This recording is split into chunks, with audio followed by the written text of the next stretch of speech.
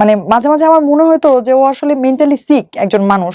তো আমার হাজবেন্ডের সাথে যেটা হয় যে রুবেলের সাথে আমি কখনোই কোনো বিষয় হাইড করি না, একদম শুরু থেকেই সবকিছু তাকে আমি জানাই। শুধুমাত্র এই ঘটনাটা আমি তাকে জানানোর সাহস পাই নাই। তো হঠাৎ করে একদিন আমি যে নতুন স্কুলে পড়ি সেই স্কুলে দেখি হচ্ছে আমাকে নিয়ে খুব কানাঘুষা চলছে এবং আমি এটা মানে বুঝতে পারতেছিলাম না যে কি হচ্ছে। সবচেয়ে ইম্পর্টেন্ট যে সময়টা আমি যে ডিসিশনটা আমি একা একা তখন নিতে যাচ্ছিলাম, যেটা বাবা মায়ের নেয়ার কথা, ওই ডিসিশনটা তখন আমি আসলে ইমেচিউর ভাবেই আমি তখন নিয়ে ফেলি। একটা আমার বিষয় আমি হাইড করতে গিয়ে আমি তার চেয়ে অনেক বড় একটা বিষয়ের জন্ম দিয়ে ফেলতেছি। এই ফিলটা তখন আমিও তাকে বলি নাই যে মরে গেলে এখানেই যাবো, তাও তাকে আমি সেকেন্ড টাইম ফোন দিব না। সকালে ওরা যখন উঠলো 6:30 7টার দিকে, তখন আমার অবস্থা খুবই খারাপ। আমার স্যাচুরেশন লেভেল তখন 83 84। আসসালামু আলাইকুম, আমি কানিজ সুপ্তা। আমি বর্তমানে পূবালী ব্যাংকে সাউথ ব্রাঞ্চে কর্মরত আছি। আমি তাকে আগে থেকেই চিনতাম, আমরা একই স্কুলেরই ছিলাম এবং সে ছিল একটু কি বলবো যে মানে তাকে দেখে সবাই ভয় পেত। সে স্কুলেই খুব মারামারি করতো, এলাকাতেও খুব মারামারি করতো এবং তাকে দেখে ভয় পেত সবাই। আমি নিজেও তাকে দেখে ভয় পেতাম। তবে আমার একটা ব্যাপার ছিল ছোটবেলা থেকেই যে যেমন জেমস বন্ড ক্যারেক্টার যখন পড়তাম কিংবা দস্যু বন্ধুর যখন পড়তাম রোমেনা আফাজের, আমি আসলে ওর মধ্যে তখন ওই চরিত্রটা দেখতে পেতাম। কোন ক্লাসে আপনি তখন? তখন আমি হচ্ছে ক্লাস 10-এ পড়ি। খুবই ছোট বয়স। ক্লাস 10-এ পড়ি। তো ও আসলে তখন যে ওরও খুব বেশি বয়স তা না, আমার চেয়ে 4 বছরের সিনিয়র হবে। আচ্ছা। প্রেম বলতে অনেস্টলি যেটা ওর রিলেশন ছিল হচ্ছে আমার বান্ধবীর সাথে ওই সময়। হ্যাঁ, ওই সময়। বাট তারপরে হচ্ছে তাকে আমার খুব ভালো লাগতো, ওই মানে দস্যু বনুহুর পড়ার জন্য।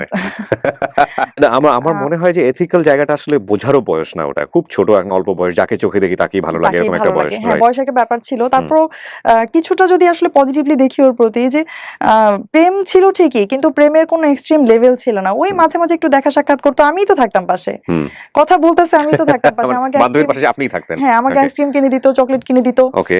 তো মানে আমার মাঝে মাঝে মনে হতো যে এই চকলেটটা তো আমি বায়াসড হয়ে পাচ্ছি বান্ধবীর মাধ্যমে, এটা তো কেন আমার ডিরেক্টলি আসছে না আমার কাছে? ডিরেক্টলি আসবে, এটা তো যখন আমি ভাবলাম বা শুনলাম ভালোই লাগতেছিল। তো তখন একটা ভালো লাগা আসলে তৈরি হয়ে যায়। আর ঠিক সেই সময়ই আমি যখন ক্লাস 10-এ পড়ি, তখন আমার বাবা যখন বুঝতে পারে যে আসলে না, এটা মানা করার পরেও আবার একটা পজিটিভ একটা সম্পর্কে তাদের চলে যাচ্ছে, আমার মেয়েকে তাহলে আর এখানে রাখা যাবে না। এমনিতেই হচ্ছে সাধারণত ক্লাস 10-এ কখনো স্কুল চেঞ্জ করা খুবই টাফ একটা ব্যাপার, রেজিস্ট্রেশন চেঞ্জ করার একটা ব্যাপার থাকে। তো তারপরেও আমার বাবা কি করলেন, আমার বাবা ওই স্কুল থেকে আমাকে নিয়ে গেলেন হচ্ছে অন্য একটা স্কুলে। মানে ও সেম স্কুলে ও পড়তো? হ্যাঁ, সেম স্কুলে ও ছিল। স্কুলে থাকে কিভাবে? স্কুলে না, সেম স্কুলে বলতে হচ্ছে ও আমার সিনিয়র, বাট আমার মাত্র 1 ক্লাস উপরে পড়তো। ওরা তখন এসএসসি এক্সাম দিবে এরকম। ও আচ্ছা আচ্ছা, ঠিক আছে। বয়সের গ্যাপ আছে, কিন্তু ক্লাস 1 ক্লাস উপরে পড়তো। কিন্তু আপনার হচ্ছে যেটা বান্ধবী সরে গেল, এটা জানার পরে নাকি? না, আসলে ওর সাথে শুধু বান্ধবী না, ওর সাথে স্কুলে অনেক মেয়েরই সম্পর্ক ছিল, সবই আস্তে আস্তে শেষ হয়ে গেছে। এটা কি আপনি কাট আপ করে দিয়েছেন নাকি? না, আমি কোনো কিছুই কাট আপ করি নাই। সম্পর্কগুলো এরকম যে 1 মাস 2 মাস থাকতো, তারপর হচ্ছে আবার শেষ হয়ে যেত। ওকে, এরকম। এটাও আপনার ভালো লাগতো? এটাও আমার ভালো লাগতো, আমি এগুলো সবই জানতাম। অন্য স্কুলে নিয়ে যাওয়ার পর এইটা ছিল হচ্ছে সত্যিকার অর্থে যে মনের ভেতর থেকে প্রেমের অনুভূতি, যেটা ডিস্টেন্স যখন তৈরি হয়ে গেল, আমি তাকে দেখছি না, তখন আমার মনে হচ্ছিল আমি তো এখন নাই। আমি স্কুলে থাকলে তো দেখতে পারতাম সে কার সাথে কথা বলছে, সে কার সাথে কি করছে, হ্যাঁ, আমি সবকিছুই দেখতে পারতাম। আমি কিন্তু আসলে তখনও তার সাথে আমার কোনো প্রপোজাল দিয়ে যে প্রেম, যেটা সেটা হয় নাই। ওই সাইড থেকে কি কোনো নকটক ছিল যে না তোমাকে আমার ভালো লাগে? ওর থেকেও ছিল না। তো এতদিন যেটা ঘটতেছিল, এতদিন হচ্ছে ফ্যামিলি চাচ্ছিল যে কোনো ভাবে সেটা বন্ধ হয়ে যায়, এবং তখন পর্যন্ত কিন্তু আমার মধ্যে কোনো অনুভূতি ছিল না। বাট ফ্যামিলি যখন এটা বাদ দিয়ে দিল চিন্তা করা, আমার মধ্যে আসলে এটা তখন থেকে কাজ করা শুরু করছিল। একটু খোঁজ খবর নিতাম, আমার বিভিন্ন ছেলে ফ্রেন্ড ক্লাসমেট যারা আছে, যারা ওইদিকে যেত, আগের স্কুলের স্টুডেন্টদের সাথে যাদের কম বেশি কথাবার্তা হয়, তাদের কাছ থেকে আমি খোঁজ নেওয়ার চেষ্টা করতাম। আমি শুনতাম যে সে নতুন হচ্ছে আমার বান্ধবীর পরেও হচ্ছে তার আরেকটা প্রেম হয়েছে এবং সে হচ্ছে ওই সম্পর্কের মধ্যে দিয়েই যাচ্ছে। ওটাতে আপনার কিছু যায় আসে না? এবং না, আমার আসলে এটা আমার কোনো রকমই লাগতো না। হ্যাঁ, সে তো প্রেম করবেই, সে তো প্রেম কুমার। হ্যাঁ। তখন বাই দ্য ওয়ে আমি একদিন একটা সুযোগ পাই যে আমার মামার মোটরসাইকেলটা নষ্ট হয়ে যায়। আমি যেদিন শুনি যে আমার মামার মোটরসাইকেলটা নষ্ট এবং আমাকে হচ্ছে হেঁটে যেতে হবে স্কুলে, এবং আমি আমার নানু বাসায় থাকতাম পরের স্কুলে পড়াকালীন সময়ে। তো আমি তখন কি করলাম, সকালবেলা আমি খুব দ্রুত একটা চিঠি লিখলাম, খুবই ছোট একটা চিঠি লিখলাম। কার কাছে? চিঠি লিখলাম হচ্ছে ওর উদ্দেশ্যে। ওকে, একটা চিঠি লিখলাম। তখন পর্যন্ত ও জানে না যে আপনি ওকে পছন্দ করেন? না, তখন পর্যন্ত ও জানতো না। এটাই হচ্ছে সত্যিকার অর্থে প্রথম আমার দিক থেকে তার দিকে যাওয়া কোনো ভাইবস। ওকে, ফাইন। তারপর চিঠি লিখলেন? তো আমি তখন চিঠি লিখলাম। কি লিখেছিলেন মনে আছে? চিঠিটা আসলে হ্যাঁ মনে অবশ্যই আছে, কারণ জীবনের প্রথম আসলে এত আবেগ নিয়ে চিঠি। আমি পুরো চিঠিটা বর্ণনা করব না, চিঠিটা পুরোটা বর্ণনা করলে হয়তো 5-6 লাইন, বেশি না, বাট আমি জাস্ট থিমটা এরকম ছিল যে আমি তোমাকে অনেক ভালোবাসি। ওকে, আমি এটা কখনো বুঝতে পারি নাই। তুমি হয়তো প্রশ্ন করবা যে আমি না, আমি শুধু তুমি না, আপনি করে লিখছিলাম যে আপনি হয়তো প্রশ্ন করবেন যে আমি আপনাকে কেন স্কুলে থাকাকালীন সময় কেন কখনো বলি নাই। আসলে তখন আমার মধ্যে এই অনুভূতিটা তৈরি হয় নাই। ওকে, আর আমি জানি আপনি এখন ওই যে মেয়েটার কথা আমি শুনেছি, ওইটার নাম মেনশন করলাম, ওই মেয়েটার ওনার নাম মেনশন করে বললাম যে আমি এখন জানি আপনি ওই আপুর সাথে আপনার একটা অ্যাফেয়ার আছে, আপনি কোনো সমস্যা নাই, আমি জাস্ট আপনাকে জানাইলাম যে আমি আপনাকে ভালোবাসি। That's very interesting. আপনার পরিচয় বললেন? হ্যাঁ, আমি শুধু নিচে নামটা, আমি আসলে আমাকে তো স্কুলে সবাই চিনতো। ও আচ্ছা, নামটা লিখলেন যাতে করে হ্যাঁ আমি শুধু আমার নামটাই লিখলাম নিচে, সুপ্তা। আচ্ছা। তো বাই দ্য ওয়ে কি হলো, আমি যখন ওই গেট দিয়ে বের হচ্ছিলাম তখনই চিঠিটা আমার ডায়েরি থেকে পায়ের কাছে পড়ে গেছে, এবং ওখানেই বসে আমার মামা মোটরসাইকেল ঠিক করছিল। তো আমি খুবই ভয় পেয়ে গেছিলাম। চিঠিটা আবার আমি উঠালাম, উঠিয়ে আবার মামা জিজ্ঞেস করতেছে কি এটা। তখন আমি হুট করে কি বলবো, মামাকে বলতেছে মামা বুক লিস্ট, নতুন বই কিনতে হবে, বুক লিস্ট। ব্রেন কাজ করেছে ওই সময়। হ্যাঁ। পরে মামা বললো ঠিক আছে, আমাকে এখন তো মোটরসাইকেল নষ্ট, আমাকে বিকেলে দিয়ে দিও, আমি বই নিয়ে আসবো, কি কি লাগবে। তো তারা সবাই আমার পড়ার খুব যত্ন নিত। তো এই চিঠি দেওয়ার পরে আসলে আমি কেন যেন আমার খুব শান্তি লাগতেছিল। তো আমি এইদিকে ব্যস্ত হয়ে গেলাম, এবং সেই চিঠিটার কোনো রিপ্লাই যে পাবো আদৌ এমন কোনো ভরসা আমার ছিল না। তো হঠাৎ করে একদিন আমি যে নতুন স্কুলে পড়ি, সেই স্কুলে দেখি হচ্ছে আমাকে নিয়ে খুব কানাঘুষা চলছে, এবং আমি এটা মানে বুঝতে পারতেছিলাম না যে কি হচ্ছে। তখন আমি শুনলাম যে জয়মন্টপ থেকে একটা ছেলে আসছে, গাড়িতে করে আসছে, সাথে তার বন্ধু বান্ধব ছিল, এবং মানে এই স্কুলের হচ্ছে একজন টিচার। সেই টিচারকে সে আমার কথা জিজ্ঞেস করার পর টিচার প্রথমে তথ্য দিতে চায় না, এজন্য সে টিচারকে খুব বকাবকি করছে এবং বাজে ভাষা ব্যবহার করছে। আমি যখন এটা শুনেছি, আমি তখন বুঝতে পারলাম যে এটা ও ছাড়া কেউ না, এবং তার এই কাণ্ড কারখানায় আমি মানে খুবই লজ্জিত ছিলাম। কারণ যে টিচারকে সে জিজ্ঞাসা করেছে, স্বাভাবিকভাবেই একজন শিক্ষক কখনোই তার ক্লাস 10-এ পড়া একটা স্টুডেন্টের ব্যাপারে বাইরের কারো কাছে তথ্য দিবে না, সে যতই জিজ্ঞাসা করুক না কেন। তো আমি এই সময় হচ্ছে আমার ভালোবাসাটা একদম মানে ব্লার হয়ে গেল, কারণ যে মানুষটা এই ধরনের একটা কাজ করতে পারছে সে তো ভবিষ্যতে আরো খারাপ কিছু করতে পারে। ওর নামটা আমরা জানতে পারি? কোন সমস্যা, নাম ধরে বলেন। ওর নামটা কি? হচ্ছে রুবেল। জায়েদ মাহমুদ রুবেল। সেই পরীক্ষার মধ্যেও হচ্ছে আমি খুব ভালো পড়াশোনা করছিলাম। তো মাঝখানে বাদ সাধলো হচ্ছে ওই যে যার কাছে আমি চিঠি পাঠাইলাম, উনি হচ্ছে আমার জন্য একটা উপহার নিয়ে আসলো। এটা হচ্ছে আমার পরীক্ষা চলছিল, তখন এসএসসি পরীক্ষা চলছিল, সে একটা উপহার নিয়ে আসলো। উপহারটা কেমন, সেটা ছিল একটা বই। তো আমার পরদিন সকালবেলা ছিল হচ্ছে সামাজিক বিজ্ঞান পরীক্ষা। আমি আগের দিন রাতে ট্রেজার আইল্যান্ড বইটার নাম ছিল, ট্রেজার আইল্যান্ড বইটা আমি শেষ করি। ওই বইয়ের মধ্যে কিছু লেখা টেখা ছিল না? না, কিছুই লেখা ছিল না। তখন শেষ পর্যন্ত আমি সাভারি ক্যান পাবলিক স্কুল অ্যান্ড কলেজ, আমি সেখানে ভর্তি হই। এর মধ্যে যেটা হলো, রুবেলের একদিন হঠাৎ ফোন এলো। তো ফোন দেওয়ার পর থেকে এই এতদিন পর্যন্ত যে ওর প্রতি একটা বিরক্তি, ওর পরিচয় দেওয়ার পর থেকে হচ্ছে সবকিছু চলে যায় আবার। ঘন্টার পর ঘন্টা কখনোই কথা হয়নি আমাদের। ইভেন আমার মনে হয় যে সবচেয়ে বেশি আমাদের একবার কথা হয়েছিল 11 মিনিট। এছাড়া তো এই 11 মিনিট যেদিন কথা হয়, সেদিন হচ্ছে আমাদের বিয়ের প্ল্যান চলছিল। বিয়ের প্ল্যান বলতে হচ্ছে ও আমাকে প্রপোজ করছিল। তো আমি তার সাথে কথা বলছিলাম ভালোভাবেই, কিন্তু আমি তাকে এক কথাই বলতেছিলাম সবসময় যে মানে আমাদের এখন কোনোভাবে বিয়ে করা সম্ভব না, আমার একটা ক্যারিয়ার আছে, আমি সামনে মেডিকেলে ভর্তি হব, আমি আগে পড়াশোনাটা একটা ভালো একটা লেভেলে নিয়ে যাই, তুমিও কিছু একটা ক্যারিয়ারে করো, তো তারপরে আমরা বিয়ে করব। সে আবার হচ্ছে আমার সব কথা শুনতো, সে কখনোই আমাকে কোনো কিছু ফোর্স করার চেষ্টা করতো না। তো সে আমাকে সবসময় একটা কথাই বলতো যে সুপ্তা, এটা মনে হয় আল্লাহর একটা শাস্তি আমার জন্য হবে যে আমি আসলে লাইফে এতগুলো মানুষকে মনে কষ্ট দিছি, হ্যাঁ, আর ফার্স্ট মনে হয় আল্লাহ তোমার থেকে আমার এত বড় কষ্ট দিবে। আমার সবসময় বোঝানোর চেষ্টা করতো যে সে আমার অনেক ভালোবাসে, বাট তার কথা আমি সবসময় সিলি ভাবেই নিতাম, কারণ এই কথা তো সে কতজনকেই বলে আসছে, তাদেরকে তো সে ছেড়ে আসছে। কলেজে আমার একটা দুর্বলতা ছিল ফিজিক্স নিয়ে।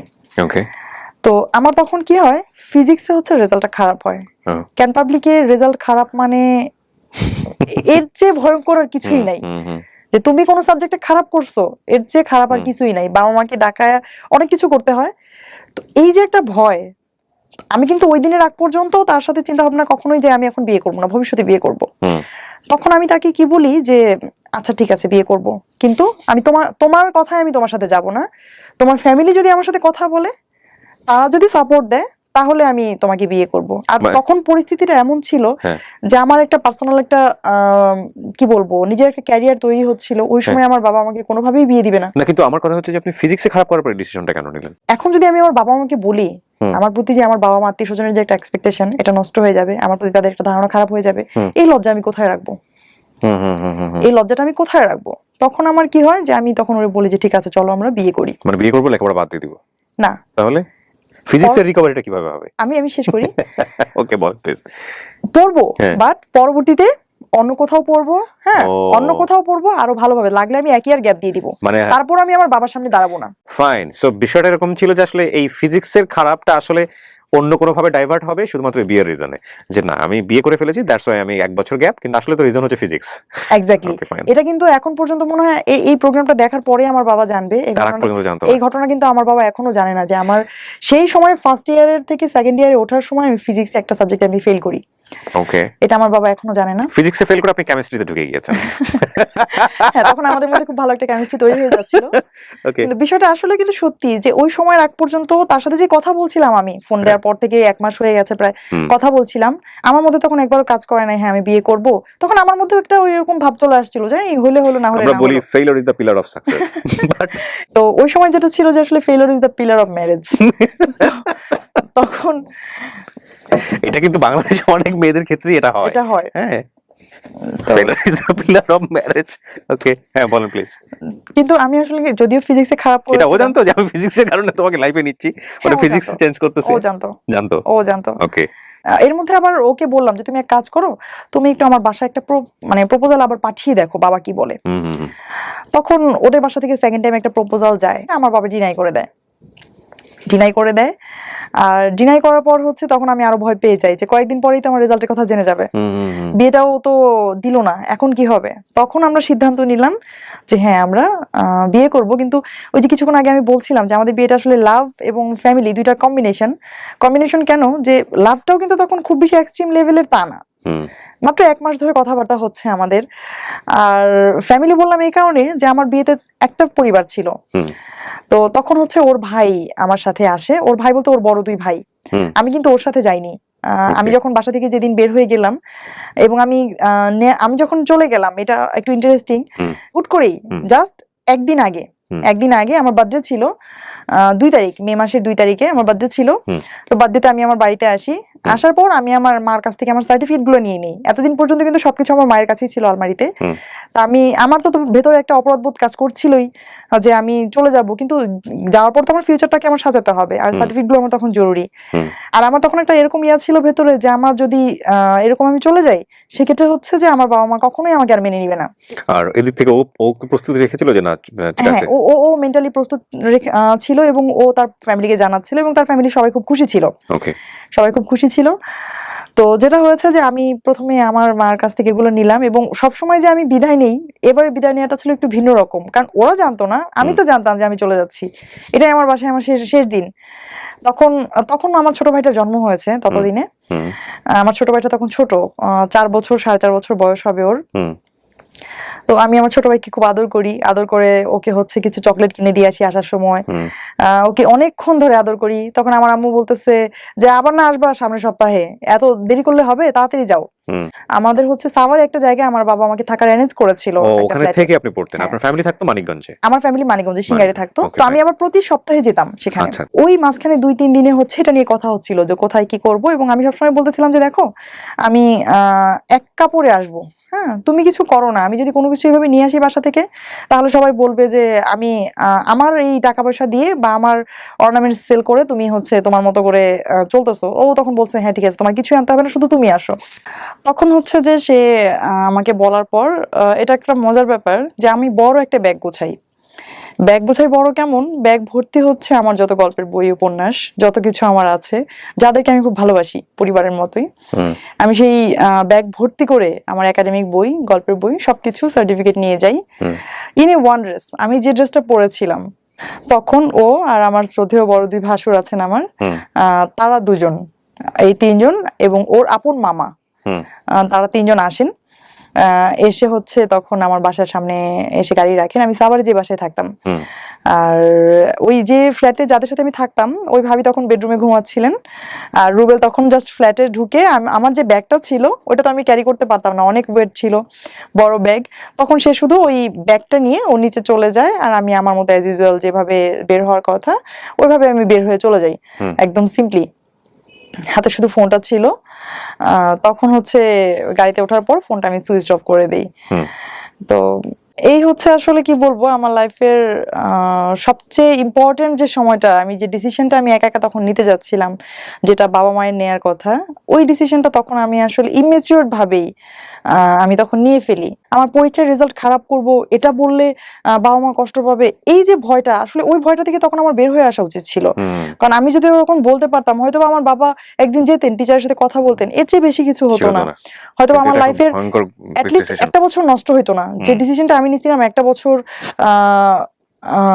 পরে আমি আবার নতুন কোনো ইয়েতে ভর্তি হব, সেখানে ভালো পড়াশোনা করব, এই ফিল্ডটা ঢাকে।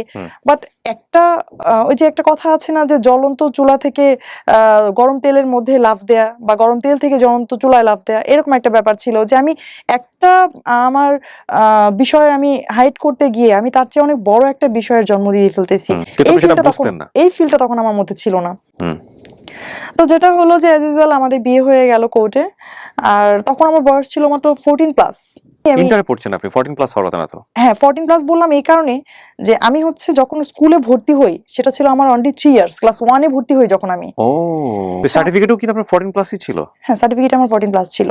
আমাকে দেখে কেউ বুঝতো না, কারণ ছোটবেলা থেকে আমি একটু ওভাল কি ছিলাম, লম্বা ছিলাম, বুঝতো না। আর আমার ভাসুর আবার আরেকটা কাজ করেছিলেন, উনি একটা এফিডেভিট করেছিলেন আমার এইজের, যেটা হচ্ছে বয়স বাড়িয়ে, এবং 24 ছিল তখন এই যে সেটা ইয়াতে ওই এফিডেভিট অনুসারে। তখন আমাকে তখন খোঁজাখুঁজি চলছিল। আমি অলরেডি কিন্তু ওদের বাসায়, যে আমি কোর্ট থেকে অলরেডি বিয়ে করে চলে এসেছি, খোঁজাখুঁজি চলছিল, এবং আমি তো খুব ভয় পেয়ে গেছি। তারা আমার সাথে যতই যোগাযোগ করতে চেষ্টা করছিল, আমি কারোর সাথে কথা বলবো না, ফোনে আমি কারোর সাথে কথা বলবো না, যা কথা বলার তোমরা বলো। আমার হাজবেন্ডকে বলছিলাম যে যা কথা বলার তোমরা বলো, আমি কোনো কথা বলবো না। আমি কথা বললে তো আমাকে জিজ্ঞাসা করবে, যে এরকম কিছু করার আগে তো একবার বলতে পারতাম।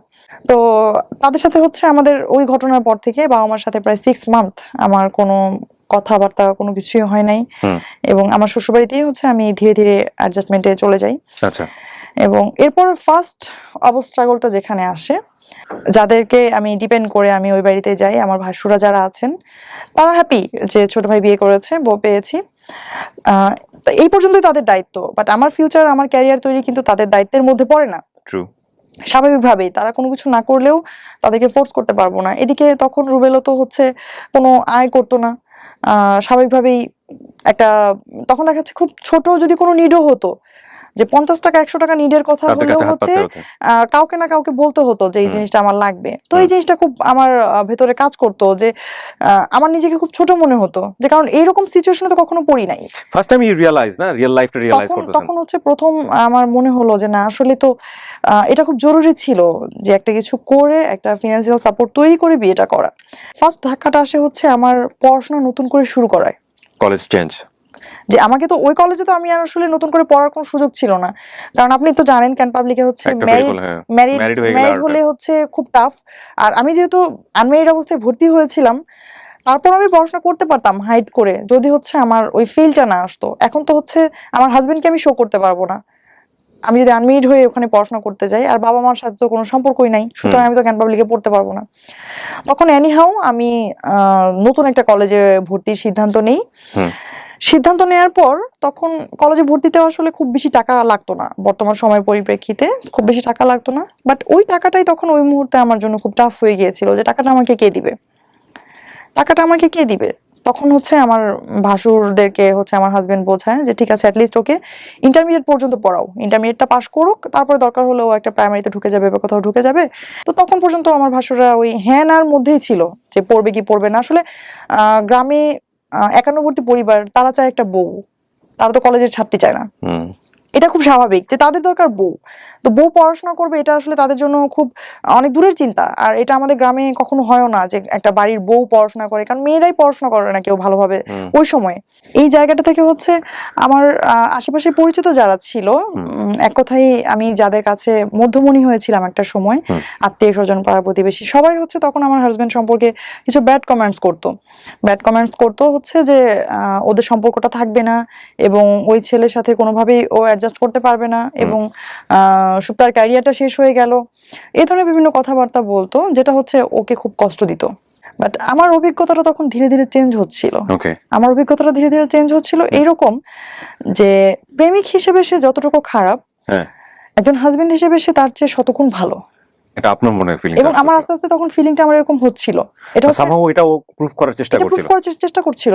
একদম ইনস্ট্যান্ট। আমাদের বিয়ের দিন থেকে আমি যেটা দেখেছি, সে হচ্ছে টোটালি চেঞ্জ একজন মানুষ। আমি আগে যাকে চিনতাম এই রুবেল সেই রুবেল না। যে আমার শ্বশুরবাড়িতে হচ্ছে অনেক বড় উঠান ছিল এবং তখন পর্যন্ত কোনো কাজের লোক ছিল না। আর ওই কাজগুলো হচ্ছে বাড়িতেই যারা ফ্যামিলি মেম্বার তাদেরকেই করতে হতো। তো এটা হচ্ছে আমার বাড়িতে প্রায় 24 জন ফ্যামিলি মেম্বার ছিল ওই সময় আমার শ্বশুর বাড়িতে। এবং এদের যে রান্না বাড়ার একটা ব্যাপার, এদের খাবারের পর হচ্ছে থালাবাটি ধোয়ার একটা ব্যাপার, এগুলো কিন্তু অনেক বড় প্রেশারের একটা বিষয় এবং এগুলো সব নিজেরাই করতে হতো। ওই সময় কিছুদিন কাজের লোক ছিল না। তো যেটা হয়েছে যে এগুলো করতে গেলে তো স্বাভাবিকভাবে আমার পড়াশোনা হবে না। তখন কি ও পড়াশোনা মোটামুটি কি বন্ধ করে দিয়েছে? একদম ও পড়াশোনা বন্ধ করে দিয়েছে। ইন্টার থাকতেই মোটামুটি ড্রপ করে ফেললো নাকি? না, এসএসসির পরেই ও আর পড়াশোনা করতে পারেনি আমার জন্যই। তাহলে চিন্তা করে দেখেন, এখানে একটা ভয়ঙ্কর রকমের ডাইমেনশন আছে। সেটা হলো যে সে এসএসসির পরে পড়েনি, এরকম একটা সময় সে বিয়ে করেছে। এই বাসাতে পড়াশোনার কালচারটা মেয়েদের ক্ষেত্রে সাধারণত বাংলাদেশের সামাজিকতা যেরকম হয় গ্রাম বাংলাতে ওরকমই, যে বাড়ির বউ এত পড়াশোনা করে কি করবে। আবার এখানে আরেকটা কমপ্লেক্সিটি গ্রো করার একটা ব্যাপার আছে, সেটা হচ্ছে হাজবেন্ড এসএসসি পড়ার পড়াশোনা করছে না, মেয়ে তখন ইন্টারমিডিয়েটে পড়ছে এবং তাকে আবার ইকোনমিকের একটা ব্যাপার স্যাপার আছে যে সে যে সায়েন্সে পড়তো সে সায়েন্সের সাবজেক্টগুলো প্রাইভেট পড়াতে পারবে না। সো পড়াশোনা বন্ধ হয়ে যাওয়ার জন্য যতগুলো রাস্তা ওপেন থাকার দরকার এখানে সবকিছু ওপেন আছে, কিন্তু ঘটনা কি ঘটেছে সেটা খুব ইন্টারেস্টিং। এবং আপনারা কিছুটা বুঝতেই পাচ্ছেন কারণ উনি এখন পূবালী ব্যাংকে আছে, তার মানে উনি নিশ্চয়ই পড়াশোনা করেছে। গল্প আমাদের শেখানো না, গল্প আরো অন্য জায়গাতে, একটু মনোযোগ দিয়ে শুনতে হবে। বলেন প্লিজ। এবং বিয়ের পরে যে ফিনান্সিয়ালি ক্রাইসিসটা চলে আসে, তখন এমন একটা পর্যায়ে চলে আসে যে হয় হচ্ছে ওর এসএসসি পরীক্ষার এক্সামগুলোতে অ্যাটেন্ড করার জন্য টাকা জমা দিতে হবে, অথবা আমার কলেজে ভর্তি হতে হবে। এখন সে বলে যে দেখো আমি তো ভালো স্টুডেন্ট না বেশি, আমি হয়তো পড়াশোনা করব কোনো রকম, আমার পড়াশোনাটা চলতে থাকবে, বাট তুমি তো ভালো স্টুডেন্ট, তুমি তোমার পড়াশোনাটা চালায় যাও। তখন সে আমার জন্য এই স্যাক্রিফাইসটা করে যে সে পড়াশোনা না করে সে আমার জন্য পড়াশোনার একটা অপরচুনিটি তৈরি করে দেয়। অথচ সে কিন্তু এটা বলতে পারতো, বা আমিও তাকে বলেছিলাম যে এক কাজ করো, যে তুমি এসএসসিটা করো, আমি দরকার হয় একটা বছর আমি ওয়েস্ট করি, একসাথে আমরা কলেজে ভর্তি হব, ততদিন একটা ফিনান্সিয়ালি একটা সাপোর্ট আসতে পারে, এরকম প্রপোজ আমি তাকে করেছিলাম। বাট সে আমাকে বলছে না, আমি চাই না তোমার লাইফের সময় নষ্ট হোক, সে আমাকে এরকম বলতো। তো আমার হাজবেন্ড যেটা করতো, আমার যাতে কোনো ঝামেলা না হয় এবং আমাকে যেন কেউ পড়াশোনার জন্য বলতে না পারে যে ও কলেজে গেছে, এজন্য হচ্ছে আমরা বাড়িতে এই কাজটা হয় নাই। ও কি করতো, অন্ধকার থাকতে ফজরের আজানের আগে যখন কেউ উঠতো না, তখন উঠে সে হচ্ছে ওই উঠানটা ঝাড়ু দিত, পুরো উঠানটা। আমার হাজবেন্ড যে হচ্ছে সারা জীবন স্কুলে মেয়েদের পেছনে ঘুরেছে, যে হচ্ছে স্টেজে গান গেয়েছে, হ্যাঁ মারামারি করেছে, মানুষ তাকে দেখে ভয় পেত, সে এইরকম কাজ করতো আমার জন্য, যে কেউ দেখার আগে, যখন কেউ না দেখতো তখন হচ্ছে সে পুরো উঠানটা ঝাড়ু দিত। এবং সেই উঠানটাও কিন্তু অনেক বড়, প্রায় 45% জায়গার উপর আমাদের বাড়ি, চতুর্দিকে দোতলা এবং মাঝখানে অনেক বড় উঠান। এবং সেই উঠানটা অনেক বড়, এক কথাই সেই উঠানটা অনেকে বুঝবে না, 1 বিঘার প্রায় 1.5 বিঘার কাছাকাছি। এই উঠানটা ঝাড়ু দিতেও প্রায় 25 থেকে 30 মিনিট লেগে যায় স্পিডে ঝাড়ু দিলেও। তো সেই কাজটা সে করতো। আসলে অনেকটা স্কুলের মতোই দেখতে, চতুর্দিক থেকে দোতলা, হ্যাঁ চতুর্দিকে দোতলা, এবং ডিজাইনটা অনেকটা স্কুলের মতোই, যে কোনো রুমের সাথে কোনো অ্যাটাচড বাথরুম নাই, একদম প্রত্যেকটা লাইনের শেষে হচ্ছে ওয়াশরুম, পুরোনো আমলে জমিদার বাড়ির মতো একটা। তো ওদের কিন্তু ফ্যামিলি ওয়েলদি ছিল, 1.5 বিঘা জমির উপর বাড়ি হলে ওয়েলদি হওয়ার কথা, এবং গ্রাম অঞ্চলে। কিন্তু ও হচ্ছে স্যাক্রিফাইস গুলো করতো, কারণ হচ্ছে ওর পার্সোনাল কোনো ইনকাম ছিল না, এটা ওর মধ্যে খুব কাজ করতো যে এটা নিয়ে যেন কেউ কিছু কখনো বলতে না পারে। তো সে যখন ওই উঠানটা ঝাড়ু দিত, এমনও হয়েছে কখনো যে আমি ঘুমিয়ে আছি, আমি জানি না সে যে উঠান ঝাড়ু দিচ্ছে, আমি জানি না। তো সে হচ্ছে এগুলো করতো, করে সকালে যদি কেউ জিজ্ঞেস করতো কে করছে, বলতো যে সুপ্তা কলেজে যাওয়ার আগে এগুলো সব শেষ করে গেছে। ওই যে বললাম যে আমি যখন স্কুলে ওকে চিনতাম যে সময়টাতে, সে সময়টাতে ছিল হিরোর মতো, কল্পনায় হিরোর মতো, তার স্টাইল ছিল অন্যরকম। হিরো এখন বাসন মাজছে, তার তার হিরো এখন গান ঝাড়ু দিচ্ছে। C this is the change. এবং এগুলো কিন্তু সংসার জীবনে খুবই গুরুত্বপূর্ণ। কেন বলছি একটু সামনের দিকে যখন আমরা যাবো তখন বুঝবো আর কি। জি বল প্লিজ। কলেজে আসতে হচ্ছে মানিকগঞ্জ থেকে সাভারে জার্নি করে, আমি তখন কনসিভ করেছি। আর ওই সময়টাতেই হচ্ছে জার্নিতে একটা প্রবলেম ছিল। আমাদের সিঙ্গারি রোডে যারা মানিকগঞ্জবাসী যারা, তারা জানেন যে আমাদের সিঙ্গারের যে রোডটা, এটা কি পরিমাণ ভাঙা ছিল যে পুরো গাড়িটা একটা ভাইব্রেশন মুডে। আমি তখন হচ্ছে কলেজে আসতাম প্রতিদিন। তখন সে একটা সময় তার ব্যবসার পাশাপাশি সে কি করলো, সে একটা বাইক নিল। সে হচ্ছে আমাকে, এটা আমার জন্যই নেয়া, তার মানে ঠিকমতো পৌঁছে দেওয়ার জন্য। এবং সে বাইকটা নিয়ে শুধুমাত্র হচ্ছে আমাকে কলেজে পৌঁছে দিয়ে সে কলেজের বাইরেই দাঁড়িয়ে থাকতো। কেন? যে তাকে যদি আবার ফেরত যেতে হয় এই 15-20 মাইল জায়গা, সে যদি আবার যায়, তার বাইকে একটা তেল খরচ হবে অতিরিক্ত, আবার আমাকে আনতে হবে, আরেকবার তেলটা খরচ হবে। তখন সে কি করতো, ওইখানেই বসে থাকতো। তার কিন্তু নিজেরও তখন একটু ব্যবসা শুরু হয়েছে, সে ওইখানেও তার প্রচুর থাকা দরকার, তার কোনো কর্মচারী ছিল না, সবাই জানতো, কিন্তু ও হচ্ছে কখনো ফিজিক্যালি কারোর সাথে পরিচয় হতো না। আচ্ছা, এটা একদম মানে আমার আরো খারাপ লাগতো যে আমার কোনো বান্ধবী, বন্ধু, কোনো টিচার, কারোর সাথে তুমি কেন পরিচয় হও না? ওর একই কথা যে তুমি দয়া করে আমাকে কারোর সঙ্গে পরিচয় করাই দিবা না, পরিচয় করার যখন সময় হবে তখন আমিই বলবো হ্যাঁ আমাকে তুমি পরিচয় করাই দাও। তো সে তখনও যাইতো না। দেখা যাচ্ছে আমার টিচারও দাঁড়ায় আছে, সে দূরে দাঁড়ায় আছে, আমি তার সামনে কথা বলতাম না, কারণ হচ্ছে যে মানা করছিল যে তাকে যেন আমি কারোর সামনে প্রেজেন্ট না করি। টিচারটা চলে যাচ্ছে, তারপর আমি আবার তার বাইকে চলে যেতাম। মানে জাস্ট একটা গাছের তলায় মেইন রোডের পাড়ে সারাদিন গাড়ি যাচ্ছে, ধুলো যাচ্ছে, সে ওখানেই বসে আছে। আমি তাকে বলতাম মাঝে মাঝে যে পাশে নদী আছে, তুমি তো একটু ওদিকে ঘুরে আসলেও পারো। তো সে বলতো না, আমার ঘুরতে ভালো লাগে না, আমার বসে থাকতে ভালো লাগে। একটা মানুষ, আপনি চিন্তা করেন আপনি কতক্ষণ বসে থাকতে পারবেন, কয়দিন বসে থাকতে পারবেন? সে আমার প্রেগনেন্সির পুরো সময়টা সে হচ্ছে ওখানে বসে থাকতো। ইভেন বিলিভ করবেন না, একদম ছোট একটা বাচ্চাদের মতো, যে একটা মা যেমন তার সন্তানের পেন্সিল আছে কিনা, রাবার আছে কিনা, প্লে নার্সারিতে পড়ুয়া একটা বাচ্চার খেয়াল রাখে, ওই বাচ্চার কিন্তু কোনোদিন এটা ভাবতে হয় না আমার পেন্সিল নাই, আমার কলম নাই। ইভেন স্টিল আমি যখন সেই সময়টাতে পড়াশোনা করতাম, আমার কোনোদিন এটা মানে ওকে বলতে হয় নাই যে আমার একটা পেন্সিল লাগবে, একটা জ্যামিতি বক্স লাগবে, একটা খাতা লাগবে। সে সবকিছু চেক করে সময়ের আগে সে সবকিছু নিয়ে আসতো আমার জন্য। তো আমার হাজবেন্ড হচ্ছে আমাকে কখনো পরীক্ষার হল থেকে বের হয়ে কখনো জিজ্ঞেস করতো না আমাকে যে তোমার এক্সাম কেমন হয়েছে। আমি ওকে বলতাম যে আমি যে পরীক্ষা দিচ্ছি তোমার তো কোনো ফিল নাই। পরে বলতেছে কেন? আমি বলি আমি ফেল করলেও তোমার কিছু আসা যায় না, পাস করলেও কিছু আসা যায় না। পরে বলি এরকম কেন বলতেছো? পরে আমি বলি যে এই যে আমি পরীক্ষা দিয়ে বের হই, তোমার কি কখনো মানে জানতে ইচ্ছা হয় না যে আমার পরীক্ষাটা কেমন হয়েছে? তখন সে আমার উত্তর দিল একদিন যে কষ্ট তো আমি করছি, এজন্য আমি জানি ফলাফল ভালো হবে। আমার ছেলেটার জন্য মা ছিলাম আমরা দুইজনই ধরতে গেলে। আমি হচ্ছে ওর বায়োলজিক্যাল মা, আর আমার হাজবেন্ড ছিল হচ্ছে ওর মেন্টালি বা ফিজিক্যালি বাবা। ও আসলে মায়ের দায়িত্বটাই পালন করতো, যে ওকে খাওয়ানো থেকে শুরু করে ওর যে ক্লিনিং এর একটা ব্যাপার থাকে, ওকে গোসল করানো থেকে শুরু করে। এখন হয়তো অডিয়েন্সটা অনেকেই ভাবতে পারে যে ও হয়তো কিছু করতো না এই জন্য এটা করছে, আসলে তখন কিন্তু ও কিছু করতো। ওর নিজের বিজনেস দাঁড়িয়ে গেছে এবং সেখানে ওকে, ওর বিজনেস বলতে হচ্ছে ওর একটা খামার ছিল, এবং সেই খামারেও কিন্তু ওকে অনেক পরিশ্রম করতে হতো। প্রচুর পরিশ্রম করতে হয় খামারে। প্রচুর পরিশ্রম ছিল। ওর একটা মুরগির খামার ছিল, প্রচুর পরিশ্রম করতে, প্রায় 2500 মুরগির একটা খামার ছিল, এবং 2500 মুরগির টেক কেয়ার ও একা করতো।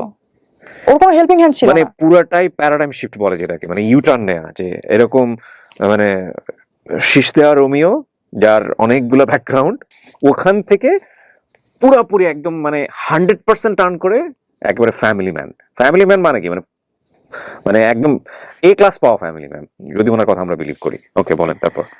মানে মাঝে মাঝে আমার মনে হতো যে ও আসলে মেন্টালি সিক একজন মানুষ, তা না হলে আসলে এইভাবে কেউ বাচ্চার টেক কেয়ার করতে পারে না। মানে বাচ্চার ব্যাপারে সে এত বেশি কনসাস ছিল যে বাইরে কেউ আসলে সে বাচ্চাকে মানে তার কোলে দিতে ইতস্তত বোধ করা, যে দেখাচ্ছে আত্মীয় স্বজন আসছে, বা গ্রামে তো এরকম থাকে যে ছোট বাচ্চাকে কেউ কোলে নিচ্ছে বা আসছে, সে দিত না।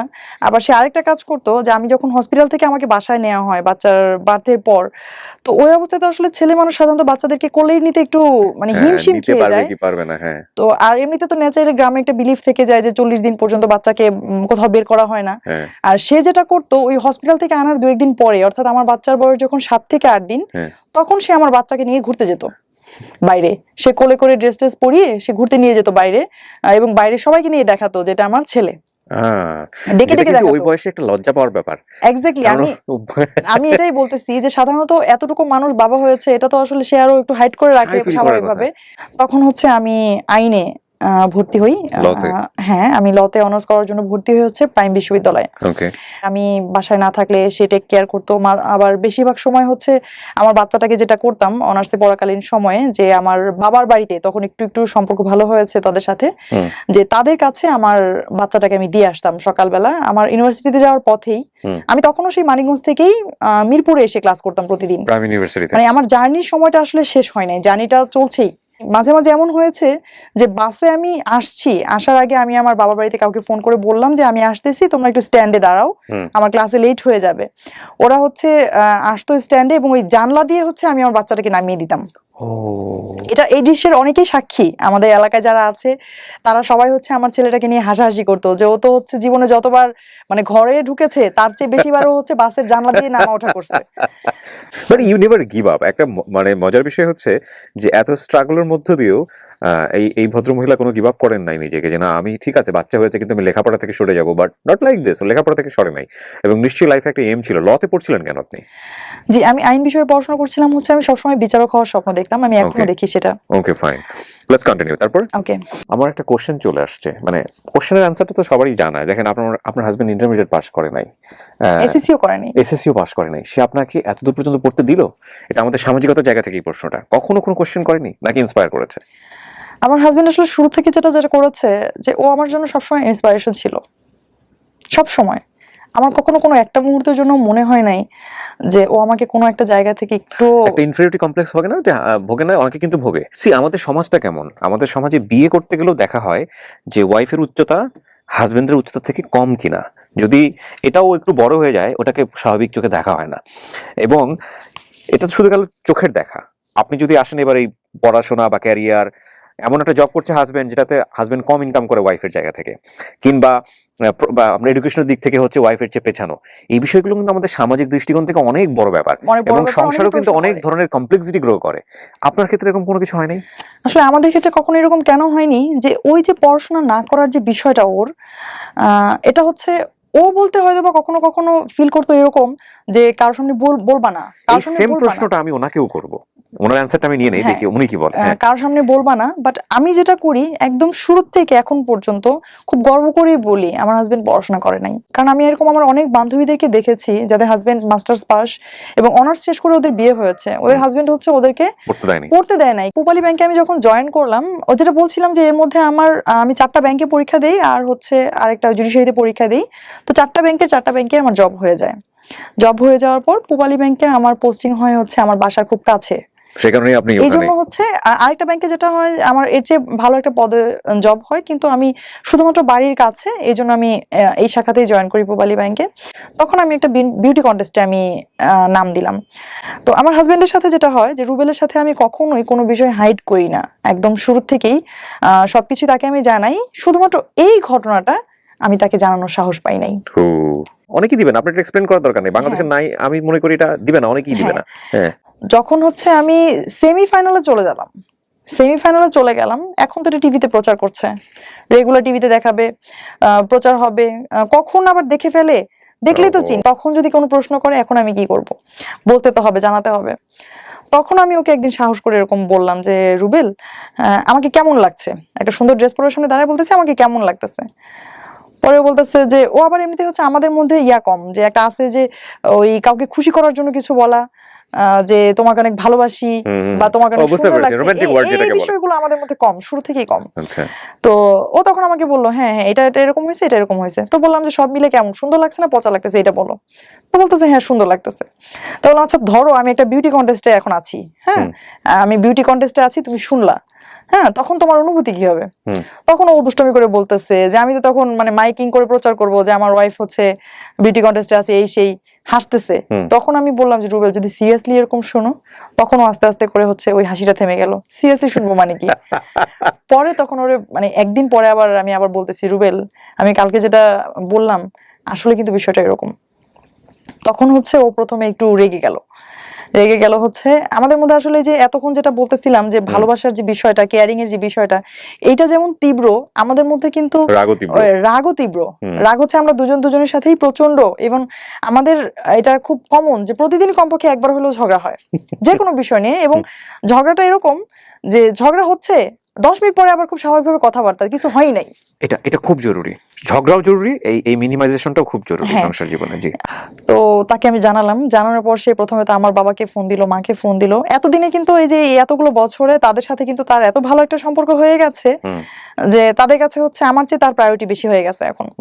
তো এনিহাউ আমি আমার বাবা মাকেও বোঝালাম, ওকেও বোঝালাম যে দেখো আমি যে পর্যায়ে এসেছি, যতটুকু করেছি, এই যে প্রায় 80,000 থেকে 5,000, 5,000 থেকে 100, 100 থেকে 28, 28 থেকে এখন আমি সেরা 17তে আছি। এখনো তুমি যদি আমাকে মানা করো রুবেল, আমি আর একদিনও ওইখানে যাব না, তুমি বিলিভ করো। তুমি আমাকে মানা করবা, আমি সুপ্তা সেখানে যাব না, ঠিক আছে? বাট তুমি এতটুকু আমার উপর ভরসা রাখবা, আমি কখনোই জীবনে এমন কোনো কাজ করব না যেটা তুমি কোনোভাবে শুনলে তুমি কষ্ট পাবা। তোমাকে কষ্ট দেওয়ার মতো কোনো কিছু আমি কখনো করবো না। তখন ও বলতেছে যে ঠিক আছে, সে আমার এখানে কোন ড্রেস পরবো, কি করব, তার একটাই বিষয় ছিল যে তুমি হ্যাঁ কন্টেস্টে যাবা, বাট তোমার মধ্যে যেন শালীনতা থাকে। আর শেষ পর্যন্ত আল্লাহর রহমতে আমি এখানে সেকেন্ড রানার আপ নির্বাচিত হই। ওকে, কি ছিল কন্টেস্টটা? এটা ছিল হচ্ছে মিসেস মিলেনিয়াম ইউনিভার্স 2020। কারা করেছিল এটা? এটা করেছিল হচ্ছে মিডিয়া পার্টনার ছিল এটিএন বাংলা। আচ্ছা। আর মালয়েশিয়া বাংলাতে দেখিয়েছে? হ্যাঁ, এটিএন বাংলাতে দেখিয়েছে। কত সালে এটা? এই যে রিসেন্টলি ফেব্রুয়ারিতে হয়েছে 2020 এ। ও, সো আপনাকে তো অনেকে চিনবে তাহলে। অবশ্য আমি এই ধরনের অনুষ্ঠান তেমন একটা দেখি না, যে কারণে আমি আসলে রিকগনাইজ করতে পারছি না। না, আমাদের আবার এখানে একটা ব্যাপার হয়েছে যে আমাদের প্রোগ্রামের পরে এটার প্রচারণা কম হয়েছে, কারণ করোনার কারণে সবকিছু ওই ফেব্রুয়ারির পর থেকেই তো সারা বিশ্বেই একটু ইয়া হয়ে গেছে। এই জন্য হচ্ছে আমাদের এই অনুষ্ঠানটা পরবর্তীতে আর মানুষের সামনে তেমন ভাবে প্রেজেন্ট করা হয়নি। আমি কিছু টিভি উপস্থাপনার সাথেও জড়িত। আমি কিছু আইন বিষয়ক প্রোগ্রাম আমি উপস্থাপনা করি, এটিএন বাংলাতেও আছি। তো দর্শকরা হয়তো অনেকে আমাকে দেখেছেন। তো আমি সবসময় একটা জিনিস খেয়াল রাখি যে আমার ক্যামেরার সামনে আমি বসে আছি, ক্যামেরার পেছন থেকে আমাকে যারা দেখছেন ওইখানে কিন্তু শুধুমাত্র আমার দর্শক নাই, ওইখানে আমার বাবা বসে আছে, আমার হাজবেন্ড বসে আছে। এই চিন্তাটা আমার মাথায় থাকে সবসময়। তো এই ছিল হচ্ছে আমাদের সত্যিকার অর্থে এতদিন পর্যন্ত It's a huge support, man. আমি চিন্তা করতে পারি না যে একটা মানুষ যে লেখাপড়া বেশি দূর যেতে পারেনি, সে তার ওয়াইফকে এত বড় সাপোর্ট দিয়ে গেছে, এবং সবচেয়ে এক্সট্রিম লেভেল। বাংলাদেশে উনি যেটা বলছিল যে মিডিয়া সম্পর্কে সাধারণ মানুষের যে conception, that is absolutely true. কেউ এরকম একটা কমপ্লেক্স সিচুয়েশন আছে মিডিয়া সম্পর্কে, একটা অবজারভেশন, সেখান পর্যন্ত এই ভদ্রলোক সাপোর্ট দিয়ে গেছে যে ঠিক আছে আমার ওয়াইফ সেখানেও কাজ করবে। Wow, I must salute you sir, first of all. আর গল্পটা আরো বাকি, টুইস্ট আরো সামনে। কেন বলছি সাম্প্রতিক সময় এটা একটা খুবই জরুরি গল্প। এরই মধ্যে লাস্ট রোজাতে আমি অসুস্থ হয়ে যাই, হঠাৎ করে অসুস্থ হয়ে যাই। এটা ছিল হচ্ছে মে মাসের দ্বিতীয় সপ্তাহ। আমি অসুস্থ হয়ে যাই 2020-এ। তো অসুস্থ হয়ে যাওয়ার পর আমি প্রথমেই আমি আগেই বলেছি যে আমি কোনো কিছুই আবেগ দিয়ে চিন্তা ভাবনা করার আগে চিন্তা করি হচ্ছে এর সমাধানটা কি। আর বর্তমানে যেহেতু সারা দেশে একটা প্যান্ডেমিক একটা সিচুয়েশন ক্রিয়েট হয়ে গেছে, তো আমি কি করেছি যে আমি সাথে সাথে আমার ডাক্তারের সাথে কনসাল্ট করেছি। তো ডক্টর আমাকে প্রাইমারি কিছু মেডিসিন দিলেন। মেডিসিন দেওয়ার পর হচ্ছে আমি গেলাম টেস্ট করার জন্য। যখন ওই মেডিসিনও কাজ হচ্ছিল না, টেস্ট করার জন্য, তখন আমার যেটা হয়েছে যে আমার তখন ঠান্ডা, সর্দি, যেটা গলা ব্যথা, সিম্পটম থাকা, মাথা ব্যথা, জ্বর, সবকিছুই ছিল এক কথাই। মানে এগুলো কি এমন কোনো কিছু টের পাচ্ছিলেন যেগুলো সাধারণত আগে হয় নাই? গলা ব্যথাটা অনেক বেশি লাগতেছে বা এরকম কোনো কিছু? আমার আবার একটা ব্যাপার হচ্ছে আমার আগে থেকেই রাতে জ্বর আসার একটা প্রবণতা আছে। আচ্ছা। আর একটু ফ্যানের বেশি বাতাসে থাকলে, এসিতে থাকলেই হচ্ছে আমার এরকম হয়। তো এসিতেও 2 দিন ঘুমানো হয়েছে রাতে, তো সেজন্য হতে পারে। তো আমি তখন কি করলাম, আমি গেলাম কোভিড টেস্টের জন্য গেলাম। যাওয়ার পর হচ্ছে আমাদের ওখানে ব্যবস্থাপনা খুব সুন্দর ছিল সাভারে। তো আমি যাওয়ার পর আমার টেস্টের রেজাল্ট আসলো নেগেটিভ। এটা হচ্ছে মের 18 তারিখে আমি টেস্ট করি, 19 তারিখে আমার রেজাল্ট আসে নেগেটিভ। তো এর মধ্যে তো আমি মেডিসিন নিচ্ছি, ডক্টরের অ্যাডভাইস অনুসারে মেডিসিন নিচ্ছি। নেয়ার পর হচ্ছে আমি এদিকে ঈদে আমাদের যেহেতু সাভার থেকে আমাদের বাড়ি যেখানে খুব কাছে, না যাওয়ারও কোনো অজুহাত নাই। তো আমরা ঈদে এই করোনার প্রেক্ষাপটে আমরা গেলাম, ওখানে গেলাম। তো ওখান থেকে যখন আমি ফিরেছি তখন কিন্তু আমার এতদিনের যে সিমটম গুলো করোনার, ওগুলো আমার অলমোস্ট হচ্ছে কেটে গেছে। বাট একটা সমস্যা যেটা আছে যে আমার প্রতিটা রাতেই জ্বর আসতো, আর আমি কোনো স্মেল পেতাম না নাকে। এটা আমি অনেকের কাছেই শুনছি এখন যে করোনাতে যারা এফেক্ট হচ্ছে তারা স্মেলটা পাচ্ছে না, স্মেল পেতাম না। আর আমি যেটা করেছি যে আমি আবারও গেলাম টেস্ট করতে, যে আমি যদি এফেক্ট হয়ে থাকি, আমি হয়তো বা আগেটা ফলসও আসতে পারে, বিভিন্ন জায়গায় এরকম শুনছি। তো আমি আবার টেস্ট করতে গেলাম। টেস্ট করতে যাওয়ার পর আমাকে, ওই দিন ছিল ফ্রাইডে, যেদিন আমি টেস্ট করতে যাই ফ্রাইডে ছিল, তো আমাকে ওখান থেকে বলে দিল যে আপনার তো কোনো কিছুই নাই, আপনি অযথা আসছেন একটা কিট নষ্ট করতে, এরকম ভাবে তারা বলছিল যে আপনার তেমন কোনো সিমটম নাই, রাতে সামান্য জ্বর আসে, এটা তো আসলে করোনার কোনো ইয়া না। তো আমি টেস্ট করে বাসায় চলে আসলাম। তারা আমাকে বললো যে যদি হচ্ছে আপনার যদি পজিটিভ হয়, আগামীকাল আপনাকে ফোন দিয়ে জানিয়ে দেওয়া হবে। তার আগে আসলে মেসেজগুলো তেমন আসতো না, আইডিসিআর থেকে আসতো না। তো আমাকে জানাইলো যে আপনাকে ফোন দিয়ে জানিয়ে দেওয়া হবে, আর যদি ফোন না যায় তাহলে আপনি ধরবেন নেগেটিভ। ওকে। তো আমার শুক্র শনি ব্যাংক বন্ধ থাকে, আমি যেহেতু শনিবারে আমার কোনো ফোন আসে নাই, আর আমি এদিকে এই শুক্রবারের পর থেকে আমার জ্বরও আসে নাই, আমি রবিবারে খুব স্বাভাবিকভাবে অফিস করতে যাই, আমার অফিসে সব কলিগদের সাথে আমি অফিস করি। আর সন্ধ্যায় আমি জানতে পারি যে আমার করোনা পজিটিভ। সন্ধ্যায় আমাকে আইডিসিআর থেকে ফার্স্ট একটা মেসেজ দেয়। মেসেজ পাওয়ার পর আমি আমার উপজেলা হেলথ কমপ্লেক্সে আমি যোগাযোগ করি তাদের সাথে। তখন তারা তাদের ইমেল চেক করে দেখেন হ্যাঁ আমি করোনা পজিটিভ। তখন আমার হাজবেন্ড, আমার ছেলের বয়স এখন 10 বছর, আমরা একই রুমে ছিলাম, একই জায়গায় বসা, ফ্লোরে বসেছিলাম। তো আমি মেসেজটা দেখার সাথে সাথেই প্রথমে ওদেরকে জানাই যে আমার তো করোনা হয়েছে। ওই রুমের মধ্যেই ওরা বসা একসাথেই। তো আমি ওকে জানাইলাম যে তোমরা দূরে যাও, আমার করোনা হয়েছে, আমার কাছে কেউ আইসো না। তখন আমার হাজবেন্ড হেসে দিছে যে যদি কিছু হয়তো এতক্ষণই হয়ে যেত, তোমার সাথে তো আমরা কবে থেকেই আছি, এই মুহূর্তে দূরে যাওয়ার কি আছে। তারপর আমার বাচ্চা আসছে আমাকে গলা জড়ায় ধরে কান্না করার জন্য, আমি ওকে সরাই দিচ্ছি যে না বাবা, যতক্ষণ আমি জানতাম না ততক্ষণ জানতাম না, যখন আমি জানি আমার করোনা হয়েছে তখন আমি অবশ্যই আমি চাইবো না তোমরা কেউ আমার কাছে থাকো, আর যেহেতু আমি সুস্থ আমি সবকিছু করতে পারছি। তো সাথে সাথে আমি আমার সেপারেট একটা রুমে চলে গেলাম আইসোলেটেড থাকার জন্য। আর আমি আমার ব্রাঞ্চের যে আমাদের ব্রাঞ্চ ম্যানেজার স্যার, আমি তাকে ফোন দিয়ে জানালাম যে স্যার একটা মিস্টেক হয়ে গেছে, আমি তো জানতাম না আমার করোনা, আমি তো আজকে সারাদিন ব্যাংকে ছিলাম। আর আমি যে সেকশনে কাজ করি ব্যাংকে, আমি বিদ্যুৎ বিল সেকশনে কাজ করি, এখানে হচ্ছে প্রতিদিন আমাকে শত শত মানুষকে ডিল করতে হয়। তো উনি আমাকে সাথে সাথে যেটা করলেন যে আমার ভেতর থেকে যে একটা গিল্টি ফিল হচ্ছিল অফিসে আসার জন্য, উনি সাথে সাথে এটা ইয়া করে দিলেন যে আপনি তো জানতেন না, আপনি কেন মন খারাপ করছেন, আপনি শোনেন, আপনি আমাকে এভাবে বলছিল যে কানিজ আপনি মনোবল হারাবেন না, আমরা জানি আপনি স্ট্রং একজন মানুষ, আপনি দ্রুত রিকভার করবেন। তো উনি হচ্ছে সাথে সাথে আমাদের হায়ার অথরিটিজে যারা আছেন তাদেরকেও জানালেন, এবং অফিস থেকেও আমাকে বেশ ভালো সাপোর্ট দিচ্ছিল মেন্টালি। আর বাসায় আমি যেটা করলাম, আমি সাথে সাথেই আলাদা রুমে চলে গেলাম। আমার বাইরে থেকে হচ্ছে আমার হাজবেন্ড, তারপর হচ্ছে আমার বাসায় একজন ভাতিজি আছে আমার, ওরা দুইজনই হচ্ছে আমাকে খুব সাপোর্ট দিত। আর আমার ছেলের সাথে হচ্ছে আমি ভিডিও কলে কথা বলতাম, ওকে আমার রুমের সামনে আমি আসতে অ্যালাউ করতাম না, অন্য রুমে থাকতো, সেখান থেকে ভিডিও কলে আমরা কথা বলতাম, এবং ওরা সবসময় সবাই চাইতো যে আমি যেন খুব হাসি খুশি থাকি। তো আমার হাজবেন্ড বলতো যে না কোনো কিছুই হবে না, তুমি দরজা লাগানোর প্রয়োজন নেই, তোমার ভেতরে একা খারাপ লাগবে। তো আমি রুমের ভেতরে থাকতাম, ওরা কি করতো জাস্ট রুমের সামনেই বসে থাকতো, আমি যতই মানা করতাম যে দূরে যাও, ও ওখান থেকে যাইতো না। ওই দিন আবার কি হয়েছে, ওই যে আমি যেটা বলছিলাম যে আমাদের প্রায় ঝগড়া হয়, করোনার মধ্যেও সেটা থেমেছিল না। ওই দিন হচ্ছে তার সাথে আমার একটু ঝগড়া হয়েছে ঘুমানোর আগে, এবং তার সাথে জিদ করে আমি আমার রুমে সেদিন মশা টশি কিছু টানাই নাই, ওইভাবে ঘুমাইছি। এবং এটা সে খুব মানে তার ইয়াতে লাগছে যে আমি কেন এইগুলো করলাম, আমি এমনিতে অসুস্থ, আমি কেন এই জিদটা দেখাইলাম। সে হচ্ছে ফোন দেওয়ার পরে, সে হচ্ছে 3-4 বার ফোন দেওয়ার পর সে একবার উঠে আসছে। উঠে আসার পর আমি তাকে বলছি আমার বুকে অনেক ব্যথা করতেছে রুবেল, আমি কি করব।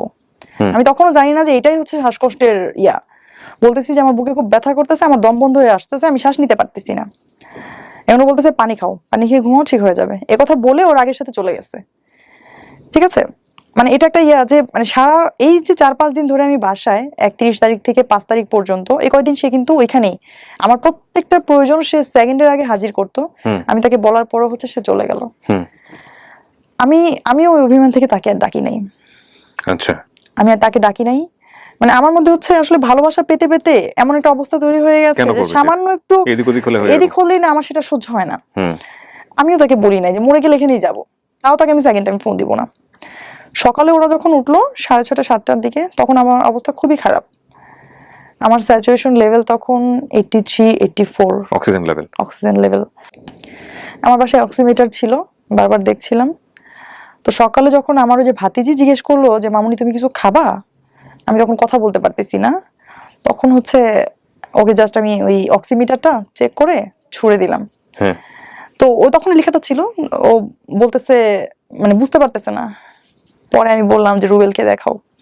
পরে আসার পর তখন ও রুমের ভিতরে আসলো, এসে আমার সিচুয়েশনটা আবার মেপে দেখলো। মেপে দেখলো এই অবস্থা, সাথে সাথে তো হচ্ছে মানে ইয়ে হয়ে গেছে যে আল্লাহ আমি কি করলাম। তখন হচ্ছে দ্রুত ডক্টরের সাথে কনসাল্ট করলো, আমাদের যে উপজেলা হেলথ কমপ্লেক্সে যারা ছিলেন তাদের সাথে কথা বললো, অ্যাম্বুলেন্সের সাথে কথা বললো, সবার সাথে কথা বললে অলমোস্ট আমি তখন আমাকে নিয়ে গেল হাসপাতালে। তো তারা বারবারই ওকে বলতেছে যে আপনি যে মানে যাচ্ছেন বা আপনি যেতে চাইছেন, আপনি তো শতভাগ এফেক্ট হবেন। হ্যাঁ, তখন ও বলতেছে যে হ্যাঁ আমি এফেক্ট হবো, আমি এটা মেনে নিয়েই যাচ্ছি। তখন হচ্ছে সে আমার সাথে হসপিটালের উদ্দেশ্যে গেল এবং কুর্মিটোলা জেনারেল হসপিটালে আমি অ্যাডমিট হই। বাচ্চাটা তখন কোথায়? আমার ছেলেটা তখন আমার ওই ভাতিজির কাছে, ও তো অঝোর কান্না করছিল। তো শুরুতে এরকম সিচুয়েশন ছিল যে আমাকে হসপিটালে পৌঁছে দিয়ে আমার হাজবেন্ড বাসায় চলে যাবে। তো প্রথম দিন সে চলেও যায়, আমাকে পৌঁছে দিয়ে সবকিছু গুছিয়ে অক্সিজেন দিয়ে সে চলে যায়। বাট যেটা হয়েছে যে আমার সাথে যে পেশেন্টটা ভর্তি হইলো, আমি হচ্ছে এই তাড়াহুড়োতে, আর এখন তো করোনার সময় করোনা ডেডিকেটেড যে হসপিটালগুলো আছে ওখানে হচ্ছে এখন কিন্তু বেড পাওয়া খুব টাফ, আর কেবিন পাওয়া তো আসলে আরো টাফ। তো খুব চেষ্টা করার পরেও কেবিন পাওয়া হয়নি, আমি ওয়ার্ডেই ছিলাম, ফিমেল ওয়ার্ডে। তো সেই ওয়ার্ডে আমার সাথে যে পেশেন্ট ভর্তি হইলো, আমরা একই সাথে লিফটে উঠছিলাম, একটা স্ট্রেচারে আমি আর একটা স্ট্রেচারে ওই মহিলা, এবং ওই পেশেন্টটা বেডে যাওয়ার পর উইদিন 5 মিনিটস সে মারা যায়। ও মাই গড, আপনি নিজের চোখে দেখেছেন? আমার সামনে মারা যায় সে।